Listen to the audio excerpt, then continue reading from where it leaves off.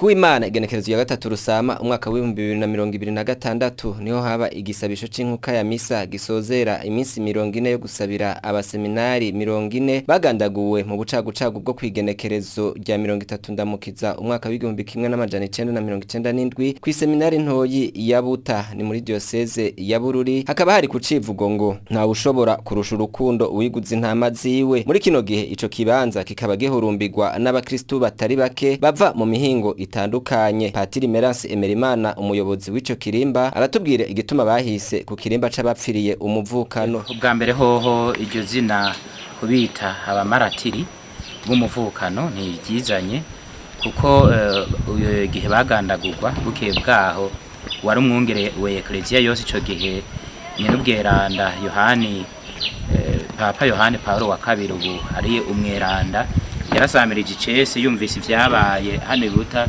aragira ati abo bana n'abamaratiri.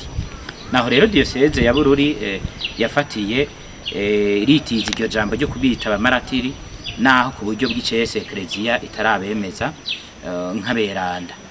Ico iki kirimba cagiye kirafasha nico iyi ntahe yagiye iramara iruhande y'abagiye barakira babohoka ku mutima no ku mubiri. Hariho abantu bagendera iki kirimba bakataha bashinze intahe yuko bakiza umutima w'urwanko amacakubiri. Hariho imiryango myinshi kandi maze gushinga ubumwe yuko yafashijwe gushinga intahe yuko yafashijwe n'ibi vyabaye ngahe Buta. Imiryango yasa n'iri kurigabagura bakagera ku rugero nabo yuko bumva yuko bunze ubumwe ko hari umwumvikano ahora amatati hagasigara hari uguhuza hagati y'abantu. Ivyo rero nico cahavuye gikabura abantu batandukanye baza gusengera hano kuri iki kirimba bavuye mu mihingo itandukanye. Harabagira ingendo ndende gose bavuye kureba bavuye ngaha mu Burundi canke mu mahanga baza gutangarira ico ciza c'urukundo kuko urukundo si minsi yose rero vyama vyoroshe ku bana b'abantu ariko bashitse ngaha bagatangara babonye abana bakiri bato bafuye bakiri bato ingene bobo bashoboye gushira mu ngiro ryaragi rya Yezu yagira ati ico mbategetse nuko mwokundana.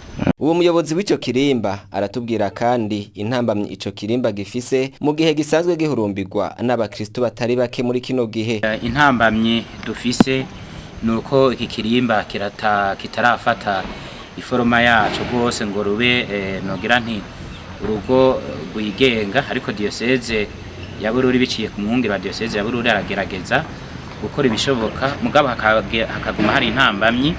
Abantu baje mu ngendo nyeranda iyo baje ari benshi gose turarengerwa tukabura aho tubakirira. Kubera iki kirimba ataburaro dufise utuzu twa sugumwe turacari dukeya. Patiri Merance Merimana agahamagarira abakristu kwama bagendera ico kibanza mu ntumbero yo kugabana inema y'urukundo, amahoro no gusubiza hamwe. Abakristu twobasaba yuko bogendera iryo ragi ry'urukundo, umuvukano, ubumwe, kuja inama n'ingingo bihereye mu miryango no mu mibano mito mito. Twobibutsa ko ari ku ncuro ya 29 hibutswe abo bamaratiri bapfiriye umuvukano kw'iseminari ntoyi ya Buta muri diocese ya Bururi.